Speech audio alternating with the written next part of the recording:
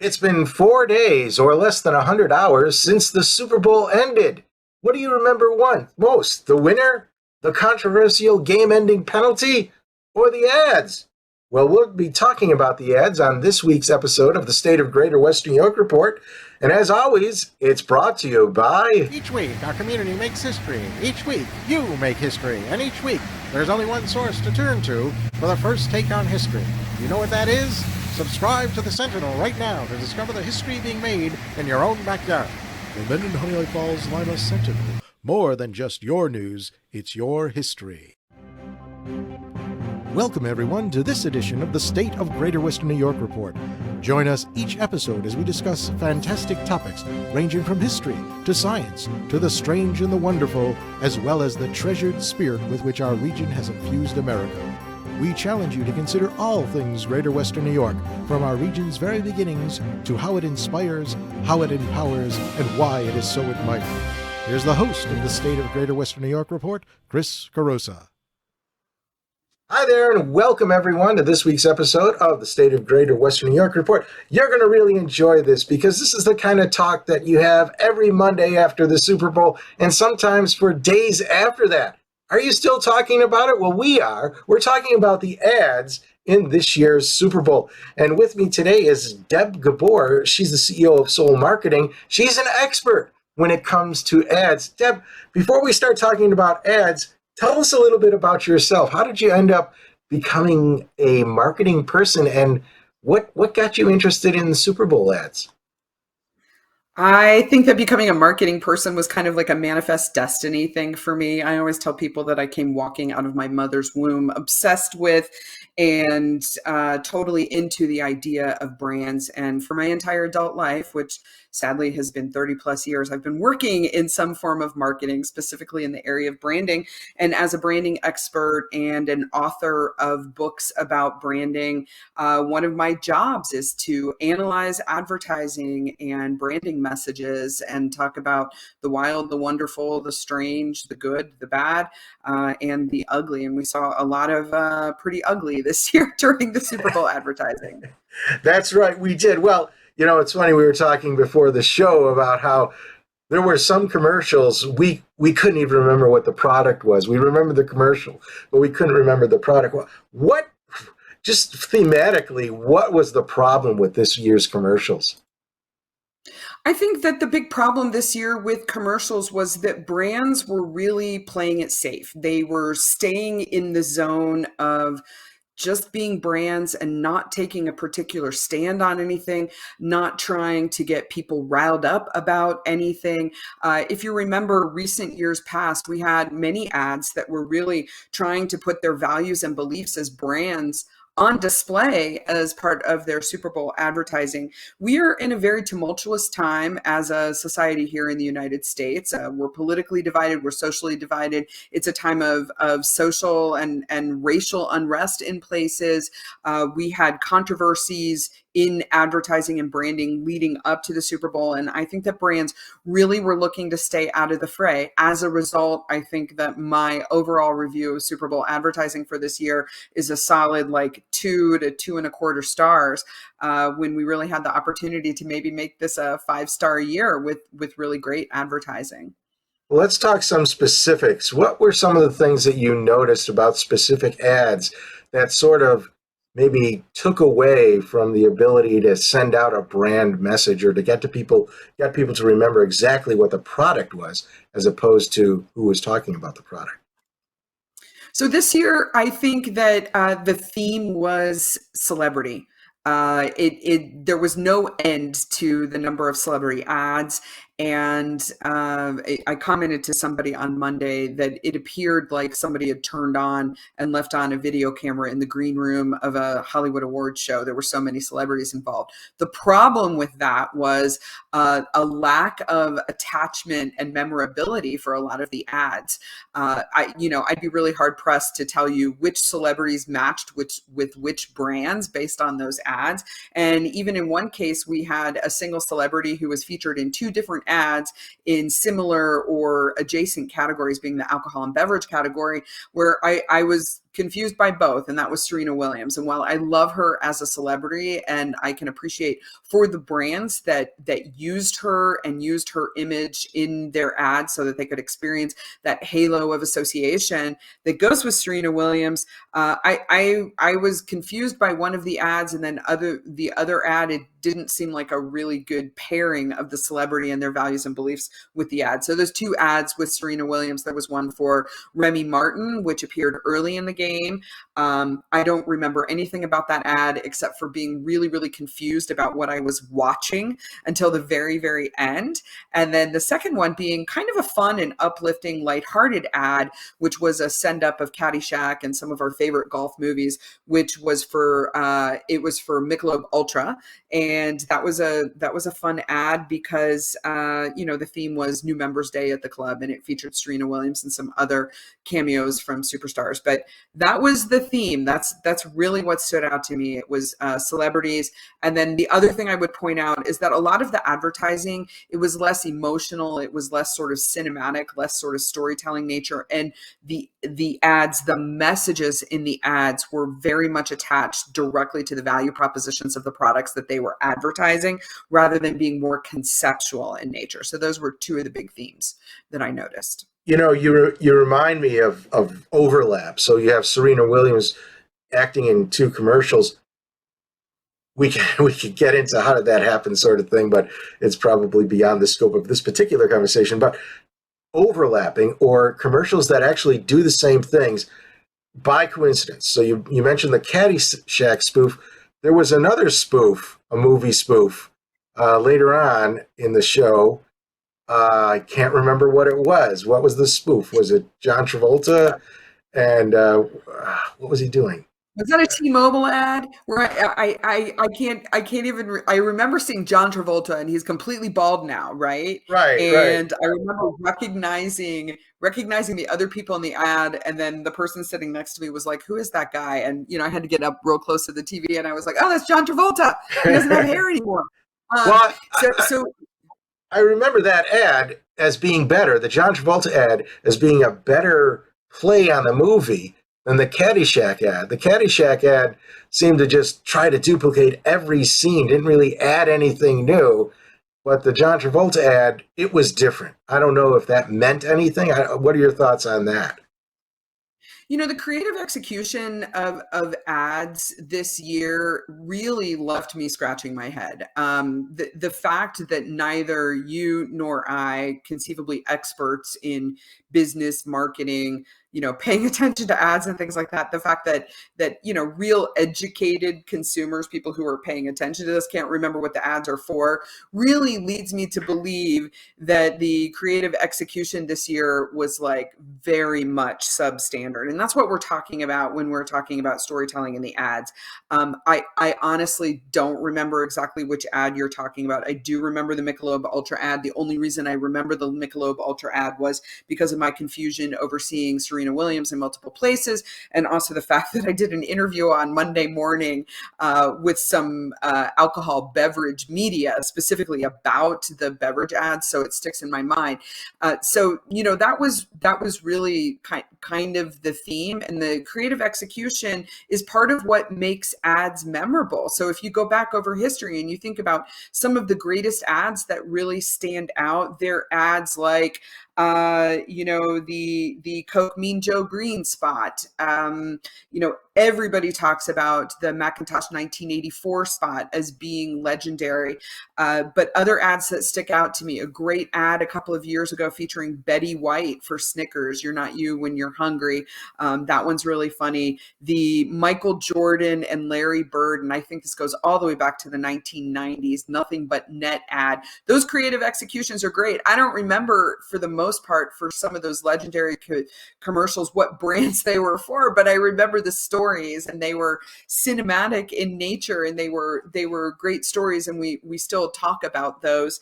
And so I think what brands should be looking for when they're spending money on advertising, whether that's at the Super Bowl or elsewhere, is is this memorable? Is this going to register some kind of recall for my customers? Is this going to tell them something about my brand that is going to take that awareness that they have into a consideration set? Is it going to actually help me move the needle for the brand? Sometimes creative execution isn't the only thing that does it, or celebrity in there is not the only thing that does it. Sometimes it's just making sure that subtly they are expressing the value propositions of the brand and showing how their brands are unique. And this year's ads didn't do a terrific job at that. Well, let's talk about bad luck when it comes to these ads, because there was another overlap that I remembered. You remember the dog food commercial, which is about a minute long, and it was going through the life of the person who owned the dog and the dog room. Yeah. It seemed it was like very tear-jerky sort of commercial. Mm-hmm. And a lot of people liked it for that reason. And later on, so that was a first half commercial. In the second half, we had a similar dog story commercial from Amazon. It was shorter, but invariably people were going to be comparing it to the earlier ad. And this is kind of different than the Serena Williams overlap. That one probably could have been prevented. But when it comes to doing something creative, was there a reason why we saw 2 dog commercials this year that weren't necessarily, well, I guess one was for dog food, so that counts. But was there a theme that was going on in advertising in general that brought this up? And how does a firm recover when they get compared against a commercial that is more memorable than their own? The content of the commercials is less important than how the commercial actually moves the brand. So what we saw with those 2 dog commercials, with their content being very, very similar, like this is, sort of following a dog's life over time. And I had forgotten about the Amazon ad, so thanks for bringing that up. That's an advertising trope. That's a storytelling mechanism that's been around in advertising since time immemorial. The Budweiser Clydesdales, you think about ads past where we saw, the Clydesdales going from, almost like cradle to grave. We've been following them along their lives. Last year, we had ads from Procter & Gamble that were featuring like Michaela Schifrin, who, world-class skier, probably the best skier in the world, from childhood going on into her adult future and things like that. That's an advertising trope. And it's something, it's a storytelling mechanism that is used over and over again that's designed to create these feelings of nostalgia. So I'm not surprised that we had multiple ads that were using that same storytelling motif. It's just unfortunate, probably more for the farmer's dog than it was for the Amazon brand. It's just unfortunate there were 2 commercials that, had a similar format. Basically, I would say that storytelling this year at the Super Bowl in the advertising, at least, was lazy and relying on these sort of old-fashioned motifs and tropes and here's a brand across time, and here are users of the brand across time. In preparation for this interview, I was going back and looking at some of my most favorite ads of years past, and there's one that comes from the late 1990s featuring Britney Spears for Pepsi, and it's this nostalgic ad that's like Pepsi across the decades, and Britney Spears is playing like a character in each of those decades, and we're watching the Pepsi brand grow up. So this is a storytelling motif that has been around since time immemorial. And it's unfortunate that you have 2 brands that had basically the same ad format. But one thing that it does show that I think is really important for folks to understand is neither of these ads were controversial, right? They're early on in my career in marketing, we used to joke around, just put puppies or kids in your ad and you can't go wrong because everybody loves puppies and kids. And, this definitely was the puppy genre, right? Right. Well, speaking of ads, we're going to take a break right now. And Deb, you don't have to critique the ad that you're about to see, but we'll come right back after that. And we're going to talk about 2 ads that I remember. One of them did not melt in my mouth. Through the mists of time, nature and man have both created and buried treasures beyond the imagination. With the ages, these riches slowly dissolve into mere myths until they are forever forgotten. But there are those brave souls who tirelessly cling to the truth, ever seeking to discover the undiscovered, to reveal what has always been there, to uncover the hidden gems of a land thought forsaken but loved by millions.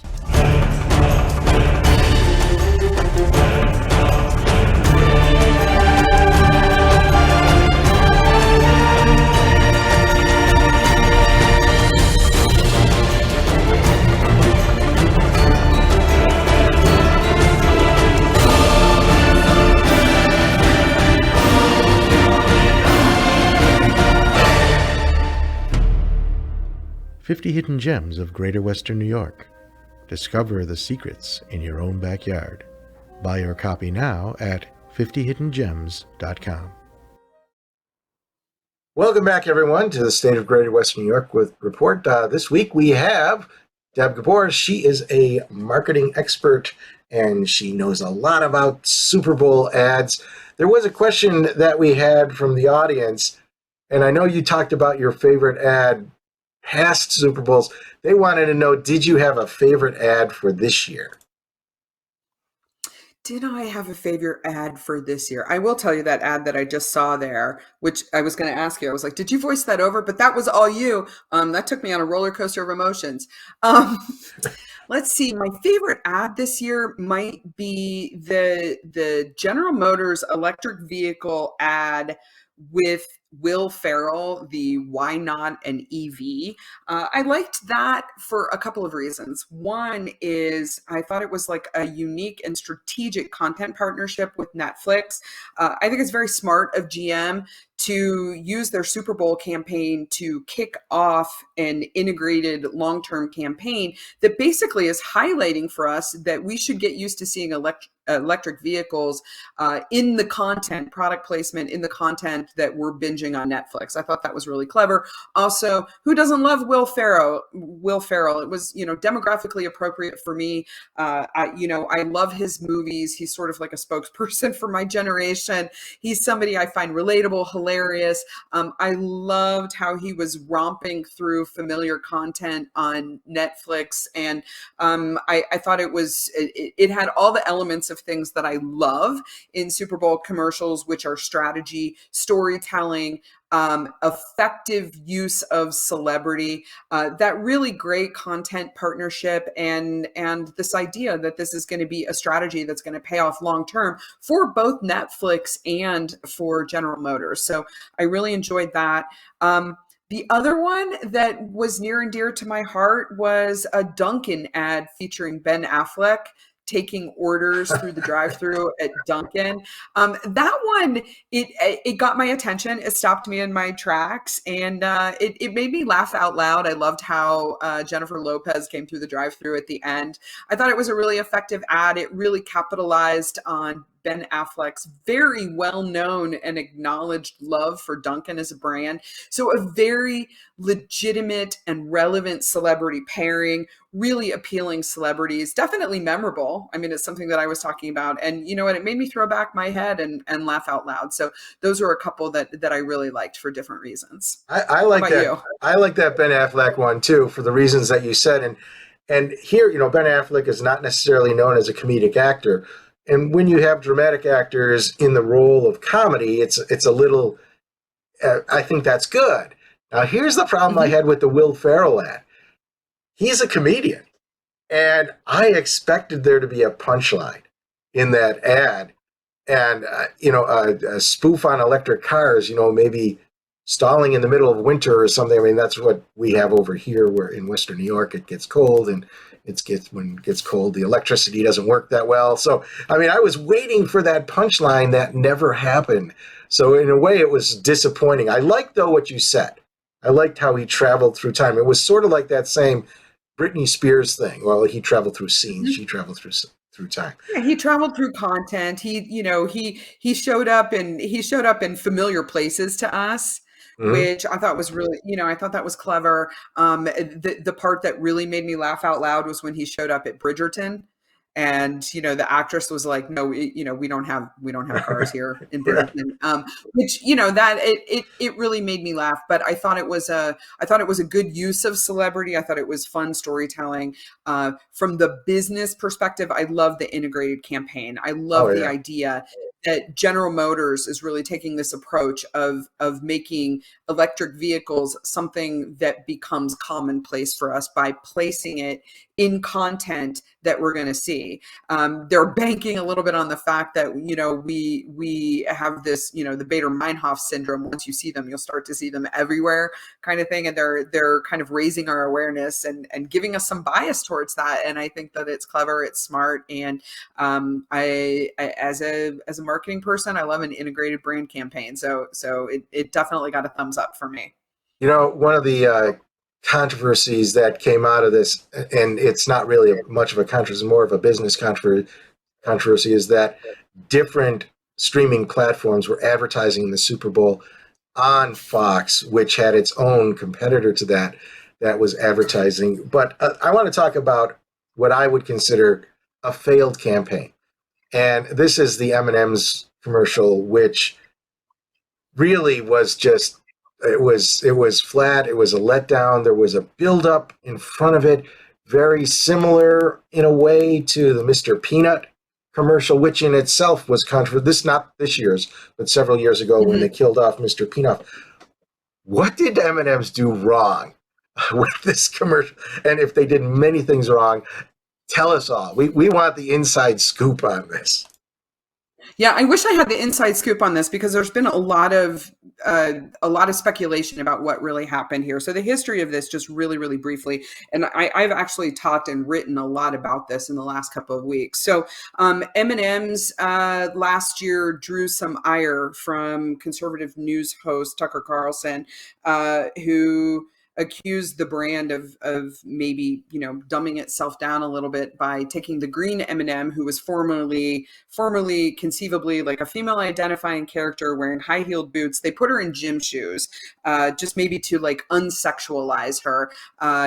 He didn't like that. He was very vocal about that. He went on a rant on his show, and social media erupted with public opinion. Fast forward to a couple of weeks ago, M&M's launches a purple character. The purple character is potentially a non-binary character, and uh, maybe this is M&M's way of saying like this is a candy for everybody, right?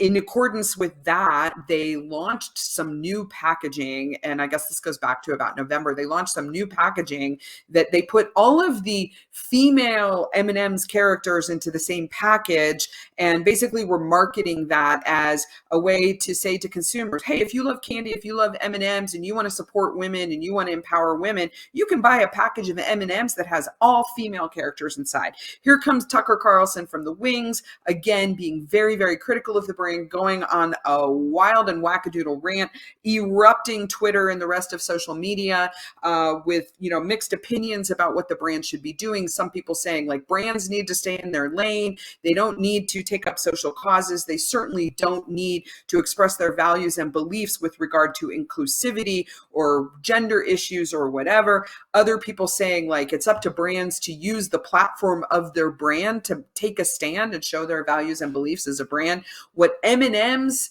did was, in the court of public opinion, they perhaps decided we don't need all of this public backlash, and they made an announcement, hey, we're going to discontinue these M&M's characters, we're going to put them out to pasture, and we're going to bring in a character that we know everyone can agree on because we're in this divisive world, and that is Maya Rudolph. Maya Rudolph was part of the Super Bowl campaign, which wasn't just that commercial. There was other marketing activity coming from M&M's in the weeks in the lead up to the Super Bowl, which were things like M&M's releasing press releases and social media posts explaining what the M&M's characters were doing in their off time, and then we brought them back in the Super Bowl. So the thing that's really controversial about this And again, like the speculation that's out there is like, was this all on purpose, or was this the M&M's Mars brand being opportunistic about some mess that they stepped in back about a month ago? Was this an opportunity for them to recover the brand in kind of the way that Planters did with Baby Nut, as you mentioned there? The main thing that I think M&M's didn't do exactly effectively, I don't know if it's right or wrong, but they didn't do exactly effectively, is using the platform of their brand to align themselves with social issues, that being gender inclusivity, and not taking that all the way to the mat. So I saw that when M&M's, gathered up their toys and said, we're going home and we're going to discontinue these characters, without knowing what was coming next, in that moment I was like, darn it, M&Ms, what I really wanted for you was, if you were going to take up this cause, I really wanted you to authentically own it and defend it, and drive home the point that you're trying to make, not back off from it. But I don't know if all of this was intended. Were they in cahoots with Tucker Carlson, or was this just an opportunistic campaign that came out of a bad situation? I don't know. Is gender inclusivity something that candy should take up as a cause? Again, I don't know. I mean, I kind of come up on both sides, and it really speaks to this notion for anybody who owns a business and who is doing any kind of marketing. You have to understand, when you align your brand with a social issue, with a cause, with an initiative, with a movement, with something that has values and beliefs behind it, when you align yourself with that, you have to align your values and beliefs to the values and beliefs of the people, and the messages and the ideas of that. And you have to be ready to offend people who are not on board with that. And that really takes being thoughtful and strategic about your brand, and understanding who is our ideal customer. What do they care about? What would they expect from us as a brand? Do we need to have a dog in this hunt? Would our ideal customer expect that of us? And brands need to be very, very thoughtful about it, or else you could end up in some turmoil like M&M's. But here we are. It's literally a month later that the initial backlash happened, and what, Chris, you and I are still talking about it. So is all press good press? I don't know. That's very true. Yeah, I mean, it's they've been done. The studies have been done that show people. They ask people, which lawyers are you going to pick, and they invariably pick the ones that were in the headlines for doing something bad. So it's like, it's name recognition. It just goes to show that top of mind awareness is the strongest predictor of whether or not a brand will be purchased. So, and I think that's an important point to make, is like, if people can mention your name off the top of their head, that is the strongest predictor of whether or not they'll purchase you. So that's, that sort of speaks to, like, M&M's is certainly top of mind for me, and I'm not a big candy eater.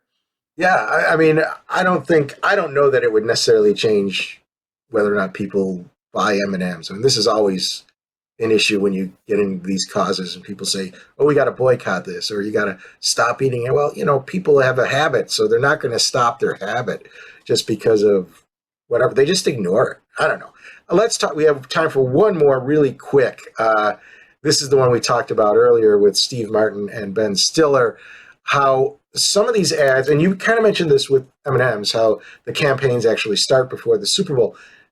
That ad released something on Twitter, which I saw, that I thought would have been the third commercial that never appeared. So you had one commercial with Steve Martin, one commercial with Ben Stiller, all pretending to be actors. This is for Pepsi, a Pepsi product. I don't remember which one. But I expected them to come. I think it was for Coke Zero. It was for Coke Zero? I don't know what it was so. But it's all right. You associated it with their direct competitors. So, like, how well did that work, right? Yeah. But the point is that the commercials seemed like they were building up to have the two guys go head to head, which is what they did in the prequel. I guess we'll call it a prequel now. Is that how did that work? I mean, it should have been coordinated better, or is it better that it wasn't coordinated? What's your expert opinion on this? It it really just sort of calls into question, like, how important is the content of your ad in terms of stimulating memorability, increasing consideration of your brand. And at the Super Bowl, you have 100 million eyes watching, and really what brands are going for is broad-based awareness. And, here we're talking about it. You have some awareness of it, but you didn't get the correct brand association from it. So does the content of the ad really matter? I'm not sure what they were attempting to do. The content of ads, the creative execution of ads can sometimes detract from the value proposition of the product that you're advertising. And I think that this is one, if it left viewers confused, did it actually achieve its job or not? The only way to tell is to add, like, did we get an increase in brand awareness? Did we get an increase in brand consideration? And at the end of the day, have we increased the sale of Coke Zero by the amount that we were hoping that it would? And that's the way to measure ad effectiveness. So creativity and storytelling doesn't always exactly correlate to the success of an ad. And I think that that's what we're seeing here. And that those two ads in particular was all about who was a better actor. Hey, he does something, he's like, hey, I'm acting. I don't really feel that way. Do it again. I'm acting. I don't really feel that way. And at the end, they drink the product, whatever it was, and they say, hey, this is really good. But then they kill it and they said, or am I acting? It's like, well, maybe it's not really good. I mean, that's the message that I got when I saw the ad. So, it introduced doubt to you, right? Yeah. So, Deb, so much doubt that you can't even remember what brand it was for. Right. Thank you very much. This has been one of the most fun conversations we have, but that's what it is. Talking about Super Bowl ads is always fun. And I thank everybody out there in listening land who participated today in today's show and asked a couple of questions. I'm sorry I didn't get to them all, but we were having too much fun. I want to just remind you that if you do want to be part of the live audience, you could. It's free. It doesn't cost you anything. Just go to stateof.greaterwesternewyork.com. Sign up for it there every Thursday morning. You will get the link that will allow you to enter the studio that no one else can enter. So you can be a member of the live audience and ask your own questions. If you can't make it to the live audience, you'll always be able to catch the archive on our website. Again, it's stateof.greaterwesternewyork.com. Or if you like us on Facebook, or subscribe to our YouTube channel every Sunday at 1:30. This is rebroadcast, and you'll be notified when that happens. So that's it for now. Deb, thanks again. Thanks, everybody, for being here, and we'll see y'all next week. Bye-bye for now.